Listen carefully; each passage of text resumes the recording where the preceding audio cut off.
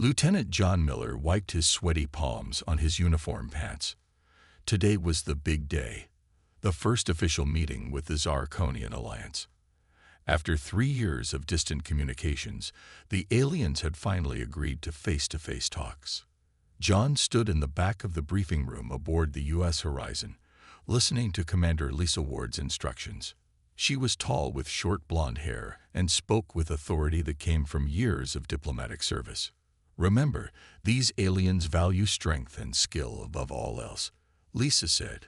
"The Zarkonians judge other species by their combat abilities. That's why we're including the shooting demonstration in today's schedule." Captain Alan Parker nodded from his seat in the front row. "This meeting could lead to an important alliance. Earth needs allies in this part of space." John checked his watch. 1 hour until the Zarkonian ship docked with the Horizon. As the ship's best marksman, he would take part in the shooting demonstration. Usually, this thought would not bother him. But these were aliens who supposedly never missed a shot. "Lieutenant Miller," Commander Ward called. "Any questions about the demonstration?" "No, ma'am," John replied. "Standard target practice at varied distances." "Good. Just do your best." The crew went to prepare, and John stopped by his quarters to collect his thoughts. On his desk sat a worn photo of his grandfather, teaching him to shoot in the Kentucky woods. "Remember, Johnny," his grandfather always said, "anyone can hit what's right in front of them. Real skill is hitting what others don't even see." An hour later, John stood at attention in the docking bay as the airlock opened. The Zarkonians marched in with perfect formation. They were taller than humans, with bluish-gray skin and 4 eyes. 2 large ones and 2 smaller ones above. Their uniforms were black with silver markings showing rank.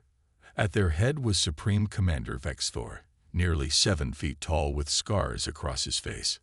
His upper eyes narrowed as he looked at the human welcoming party. "Captain Parker," Vexthor said through the translator device, "your ship is smaller than I expected."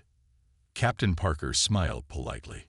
"What we lack in size, we make up for in efficiency, Supreme Commander." The initial meeting in the conference room went smoothly enough. Both sides shared basic information about their cultures and technology. But John noticed the Zarkonians seemed bored, especially when Captain Parker talked about Earth's achievements. Then came time for the military capability exchange. The group moved to the ship's training deck, where targets were set up at various distances. Sub-Commander Kraz, Vexthor's second-in-command, went first. He fired his energy weapon at targets from 50 to 500 meters, hitting the exact center each time without pausing. The other 3 Zarkonian officers did the same. "Impressive," Captain Parker said. "Now we'll demonstrate our marksmanship." Petty Officer Sam Green went first, hitting most targets but missing 2 at longer distances. Lieutenant Kate Boyd did better but still missed the 500-meter target. When Sergeant Paul Evans missed 3 shots, Sub-Commander Kraz made a sound like a laugh. "Perhaps your eyes are not developed for precision," Kraz said to Captain Parker. "Even our hatchlings can shoot better than your best warriors." Commander Ward's face turned red, but she kept her diplomatic smile. "We have one more demonstration." John stepped forward, rifle in hand. He could feel all 4 of the Zarkonian eyes watching him. The pressure was intense. His first shot at 50 meters hit the center. His second at 100 meters did the same. But when he aimed at 200 meters, his hands trembled slightly, and the shot hit the outer ring of the target. The Zarkonians clicked their tongues in what was clearly disapproval. John's next shot at 300 meters was better but still not perfect. When he missed the 500-meter target completely, Sub-Commander Kraz turned to his fellow officers. "I see why humans rely on large weapons and ships," he said loudly. "They cannot hit what they aim at." Commander Ward looked at Captain Parker with worry in her eyes. This first meeting was not going as planned. Captain Parker saw the tension building in the room. He needed to do something before this first contact turned into a diplomatic disaster. He stepped forward with a smile that didn't quite reach his eyes. "Perhaps we could make this more interesting," Parker suggested. a friendly competition to showcase our different approaches to combat. Supreme Commander Vex Thor's 4 eyes blinked in sequence. A competition. Yes, this would be acceptable. What do you propose? A series of challenges that test more than just basic marksmanship, Parker said. If you're willing, we could prepare something for tomorrow. Vex Thor looked at his officers, who nodded eagerly. We accept. We are curious to see what possible advantage humans might have. As the Zarkonians left to return to their ship for the night, Commander Ward grabbed Parker's arm. What are you doing? You saw how good they are. We'll just embarrass ourselves further. Parker looked at John, who stood quietly in the corner. Lieutenant Miller, walk with me. Once they were alone in the corridor, Parker spoke quietly. John, I've read your file. Your shooting scores in training were unlike anything the Academy had ever seen, especially in the unorthodox scenarios. John nodded. Yes, sir, but standard target practice was never my strength. Tell me about how you learned to shoot, Parker said. John's mind drifted back to the hills of Kentucky. My grandfather raised me after my parents died. We hunted to put food on the table. But Grandpa didn't believe in wasting bullets. He taught me that sometimes you need to make impossible shots when hunting. Impossible how? Shooting around obstacles, using the environment, calculating ricochets to hit targets you can't see directly. John hesitated. I can hit targets that aren't in my line of sight, Captain. Parker's eyes widened. That's exactly what we need. Can you put together a demonstration for tomorrow? Something that will show the Zarkonians what humans can really do. I think so, sir. I'll need to modify the shooting range. Do whatever you need. This could save our diplomatic mission. Later that night, John worked in the empty shooting range, setting up metal plates at specific angles. He calculated trajectories in his head while moving barriers into position. This was how his grandfather had taught him, seeing beyond the obvious shot. What are you doing? Came a voice from behind him. John turned to see Lieutenant Kate Boyd watching him with curious eyes. Setting up for tomorrow, John replied. The Zarkonians will destroy us in any normal shooting competition, Kate said. John smiled slightly. Who said anything about normal? You have a plan. Let's just say I'm changing the rules of the game. Morning came, and the Zarkonians returned to the horizon. Sub-Commander Kraz immediately asked about the competition. Our officer has prepared a special demonstration, Captain Parker explained. Something to show a different approach to combat situations. The shooting range looked different now. John had arranged a complex setup with moving targets, barriers, and metal plates positioned at strange angles. The Zarkonians went first. Supreme Commander Vex Thor stepped up with his energy weapon. He fired rapidly, hitting each visible target with perfect accuracy. The other officers did the same, their shots precise and deadly. Impressive, Commander Ward said politely. Now for our demonstration. John stepped forward as the Zarkonians watched with four-eyed stares that seemed to say humans could not possibly match their skill. Before I begin, John said calmly, I should explain that in human military history, we often faced situations where direct fire was impossible. Excuses before you even start. Kraz mocked. Not excuses. Context. John loaded his rifle. Captain, may I proceed? Parker nodded, his face tense but hopeful. John took a deep breath. His grandfather's words echoed in his mind. The target you aim at isn't always the target you're trying to hit. He raised his rifle and prepared to show the Zarkonians what human ingenuity really meant. John stood calmly as everyone watched him. The room was quiet except for the soft hum of the ship's engines. He looked at the complex setup he had created overnight. The metal plates, barriers, and small targets hidden in places the Zarkonians couldn't see from their position.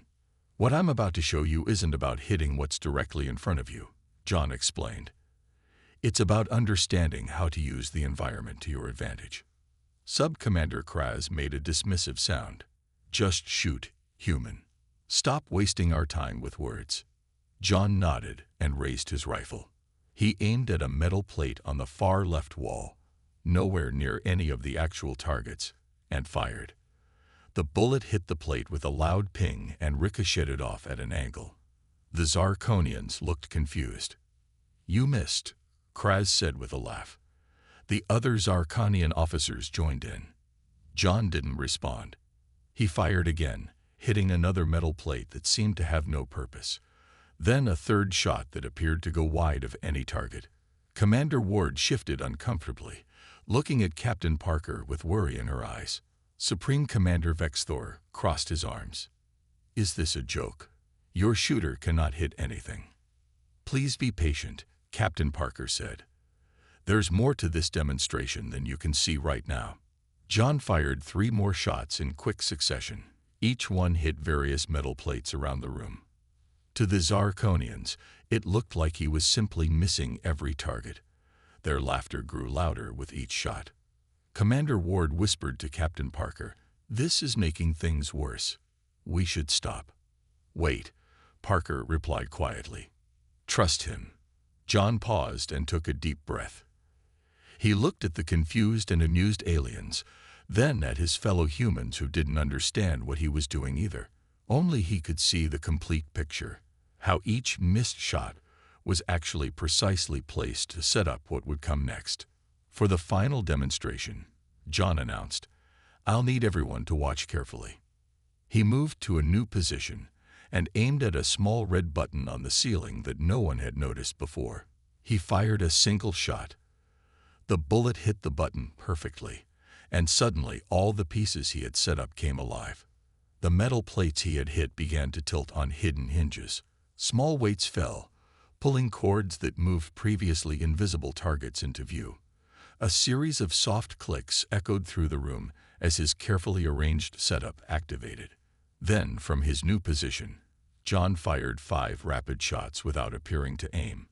Each bullet traveled along a path that seemed impossible, bouncing off one surface, then another, changing direction multiple times before hitting targets that had been completely hidden behind barriers.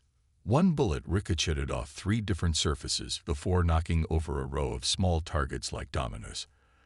Another curved around a barrier, hit a hanging metal plate, dropped down to bounce off a lower surface, and then flew upward to hit a target attached to the ceiling. The room fell completely silent. The Zarkonians stared with all 4 eyes wide open. The final trick came when a small ball, pushed by one of John's ricocheting bullets, rolled down a narrow track and triggered a spring. The spring launched a tiny projectile that split a suspended target perfectly in half, a target that had been invisible until that very moment. Commander Ward's mouth fell open. Captain Parker smiled slightly. The human crew members who had been embarrassed the day before now stood taller, pride showing on their faces. Supreme Commander Vexthor stepped forward, his expression unreadable. He looked at the complex chain reaction that was still finishing its sequence, then back at John, who stood calmly with his rifle. "What was that?" Vexthor asked, his voice lacking its usual confidence. Captain Parker stepped forward to answer Supreme Commander Vexthor's question. "That, Commander, was indirect fire." Lieutenant Miller wasn't missing. He was setting up a sequence. John lowered his rifle and explained, "Direct fire isn't always possible in combat. Sometimes the enemy is behind cover, or conditions make a straight shot impossible." Vexthor walked slowly around the room, examining the complex setup John had created. He touched one of the metal plates, then looked at the path the bullets had traveled. "You were not aiming at the targets," Vexthor said. "It wasn't a question." "No, sir," John replied. "I was aiming at the things that would eventually hit the targets." Sub-Commander Kraz, who had been laughing minutes before, now frowned. "This is trickery, not combat skill." Commander Ward stepped in. "With respect, Sub-Commander, this is exactly the kind of skill that has kept humans alive. We don't have your physical strength or your advanced technology. We've survived by thinking differently." John pointed to the final target that had been split in half. "In real combat, that could be an enemy hiding behind impenetrable cover. The direct approach would fail. Vexthor's upper eyes narrowed while his lower ones widened, an expression the humans couldn't read. How did you calculate all those angles? Even our most advanced targeting systems would struggle with such complex trajectories. John thought about his grandfather again, teaching him to hunt in the woods. Practice. Years of practice. And mental math, added Captain Parker.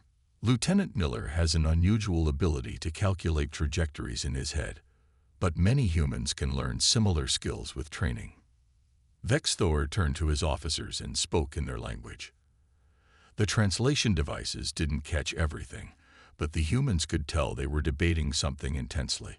After a minute, Vexthor faced Captain Parker again. I must admit, we have misjudged your species. We value direct confrontation and power. He gestured at John's setup. This approach never occurred to us. For the first time, John saw respect in the alien commander's four eyes. Perhaps, continued Vexthor, there is more we can learn from each other than I first believed. The mood in the room changed. The Zarkonian officers who had been dismissive now studied the setup with interest. One of them approached John with questions about how he had planned the sequence. Commander Ward smiled at Captain Parker. I think we might have a diplomatic breakthrough, she whispered.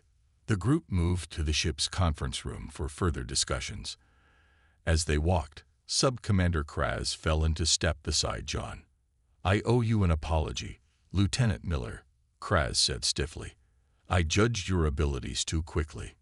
John nodded. No offense taken. Our approaches are just different. Could you teach this technique? Kraz asked. It would be my honor, John replied. In the conference room, the talks took on a new tone. The Zarkonians showed more interest in human culture and military history. They asked questions about guerrilla warfare, asymmetric tactics, and how humans had overcome stronger enemies throughout their history. Captain Parker explained how humans had often been outgunned and outnumbered in their conflicts, forcing them to develop creative solutions. We call it thinking outside the box, Parker said. What box? Asked one of the Zarkonian officers, confused. Everyone laughed, easing the tension further. As the meeting continued, an urgent message came through on both human and Zarkonian communication channels. Commander Ward read it and looked up with concern. Captain, we have a situation, she said. A distress signal from Research Station Delta. They're under attack. Vexthor received the same message on his device. His expression turned grave. The Void Dominion, he said. They have breached the sector's defenses. Captain Parker looked at Vexthor. Perhaps we could work together on this. Vexthor hesitated for only a moment before nodding. Yes, I am curious to see how your indirect approach might work against a real enemy. The command center of the U.S. horizon buzzed with activity. Captain Parker stood with Supreme Commander Vexthor, studying the holographic display of Research Station Delta and the surrounding space. The Void Dominion ships use advanced cloaking technology, Vexthor explained. Our sensors can barely detect them, and targeting systems fail against their defenses. John listened carefully from his position near the weapons console. The Void Dominion sounded like the perfect enemy to test his indirect approach. How many ships? Commander Ward asked. We believe 5, possibly 6, replied Vexthor. But we cannot be certain due to their cloaking abilities. Captain Parker looked grim. The research station has 53 people on board, 22 humans, and 31 from your species. We must act quickly, Vexthor said. My ship can be ready to depart in 30 minutes. The Horizon will join you, Parker assured him. Commander Ward, prepare the ship for combat operations. As the crew rushed to their stations, John approached Captain Parker. Sir, I have an idea, but I'll need to speak with the Zarkonian weapons officers. Parker nodded. Make it happen, Lieutenant. Whatever you're thinking, we need it now. John was escorted to the Zarkonian ship, a sleek vessel named the Fist of Karzak. Inside, he met with their weapons chief, Officer Drav, a battle-scarred veteran with deep blue skin.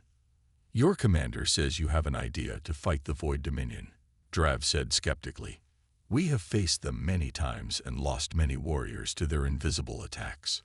John looked at the Zarkonian weapons, more advanced than anything humans had developed. I need to know about the space around Research Station Delta. Are there any asteroids or debris fields nearby? Drav brought up a map on his screen. The station is positioned near the edge of the Turilian asteroid belt. It is why we built it there. The asteroids provide some natural protection. John's eyes lit up. That's perfect. Now, tell me about your main weapons. How powerful are they?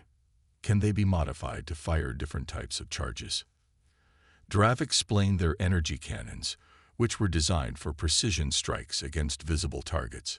John listened, his mind already calculating trajectories and chain reactions. I need your engineers to modify some of your weapons to fire dispersal charges, John said.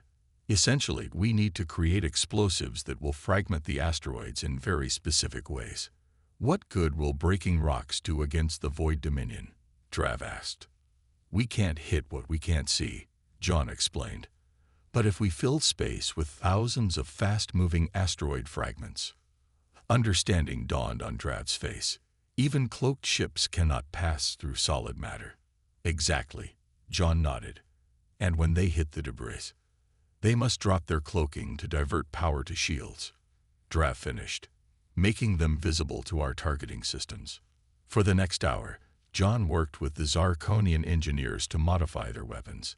They were skeptical at first, but became increasingly excited as they grasped his plan. Meanwhile, the two ships sped toward Research Station Delta at maximum speed. In the Horizon's briefing room, Captain Parker explained John's plan to his officers. It's risky, Commander Ward said. If the calculations are off, we could damage the station with asteroid fragments. Lieutenant Miller's calculations haven't failed us yet, Parker replied. The ships dropped out of warp at the edge of the Turilian belt. The research station was visible in the distance, its lights flickering as its systems suffered attacks from unseen enemies. Any sign of the Void Dominion ships? Parker asked. Negative, Captain, replied the sensor officer. But the station is definitely under attack. Their shields are at 30% and failing. Supreme Commander Vex Thor's voice came through the communications channel. We are in position, Captain Parker. Our weapons have been modified according to Lieutenant Miller's specifications. Good, Parker said. Lieutenant Miller, you're authorized to coordinate the attack. All eyes turned to John as he stood at the tactical station. The fate of the research station and everyone on board now depended on his unconventional plan. John stood at the tactical station, eyes focused on the display showing the asteroid field between their ships and the research station. He had spent the last hour inputting precise calculations into the targeting computer. Target the first set of asteroids, John ordered. Coordinates are locked in. The weapons officer on the horizon nodded. Ready to fire on your command. John opened a channel to the Zarkonian ship. Officer Drav, is your team ready? We are prepared, Lieutenant Miller, came Drav's response, though many of my crew still doubt this plan will work. It will work, John said with quiet confidence. Fire on my mark. 3, 2, 1, mark. Both ships fired their modified weapons simultaneously. Instead of the usual energy beams, they launched special dispersal charges.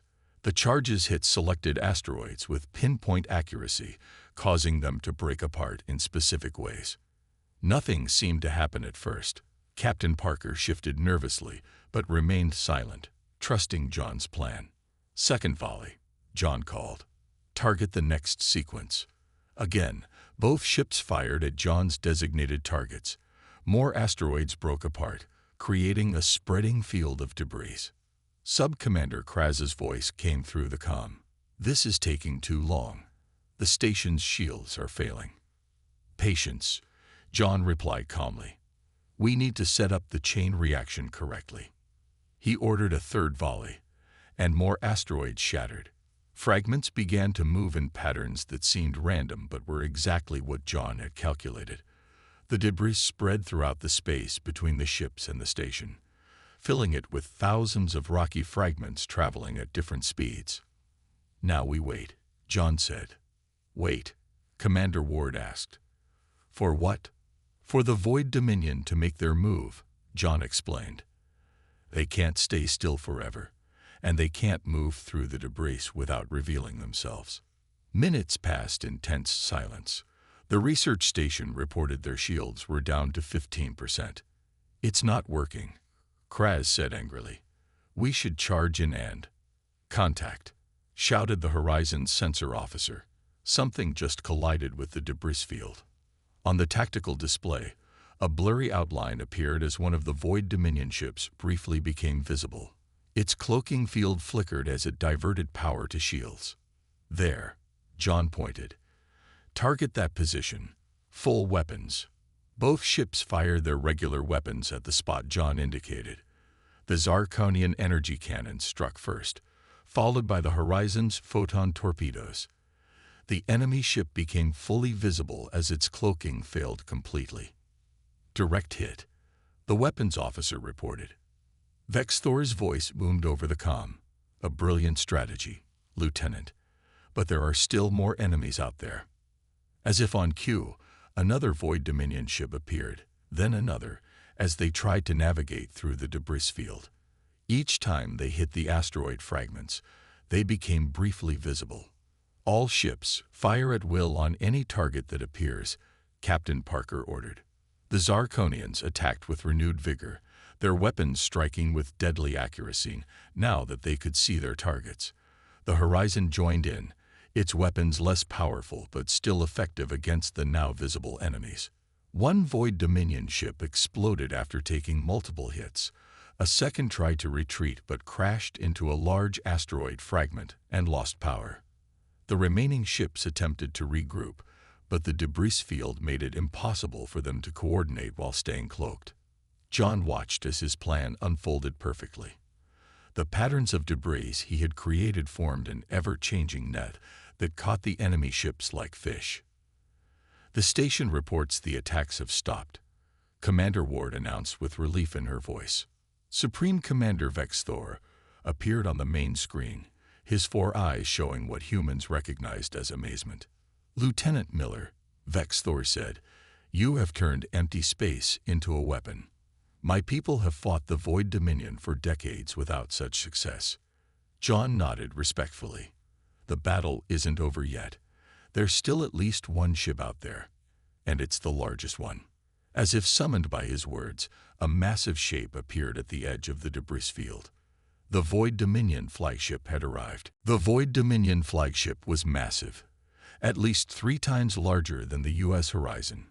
Its dark hull absorbed light rather than reflected it, making it look like a moving shadow in space. Even with its cloaking damaged by the debris field, it remained partially invisible, flickering in and out of sight. All weapons target the flagship, Captain Parker ordered. Both human and Zarkonian ships fired everything they had. Energy beams and torpedoes streaked across space, but the flagship's shields absorbed the attacks with minimal damage. Their shields are too strong, Commander Ward reported. We're barely making a dent. John studied the tactical display. The flagship was hovering at the edge of the debris field, not fully committed to the battle. It was firing long-range weapons at both the Allied ships and the research station, but staying just far enough away to minimize hits from the asteroid fragments. It's being cautious, John said. The captain of that ship has figured out our strategy. Vexthor's voice came through the comm. We cannot defeat it from this distance. We must get closer. If we move out of our position, we lose the advantage of the debris field, Parker replied. John's mind raced. They needed a new approach. He looked at the pattern of asteroid fragments he had created, then at the flagship's position. Suddenly, he saw a possibility. Captain, John said, I have another idea, but it's risky and requires precise timing. I'm listening, Parker replied. John pointed to a cluster of larger asteroids that had not yet been broken apart. We need to target those specific asteroids with all our remaining dispersal charges, but in a very specific sequence. He quickly input calculations into the computer, showing a simulation of what would happen. If done correctly, it would create a massive wave of debris that would force the flagship to either retreat or be hit by thousands of fragments simultaneously. This could work, Parker agreed. Vexthor, can your ship target those coordinates?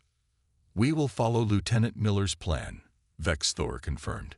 Both ships redirected their fire, hitting the large asteroids in the exact sequence John had calculated. The explosions created a chain reaction, pushing millions of fragments toward the Void Dominion flagship in a wave of deadly debris.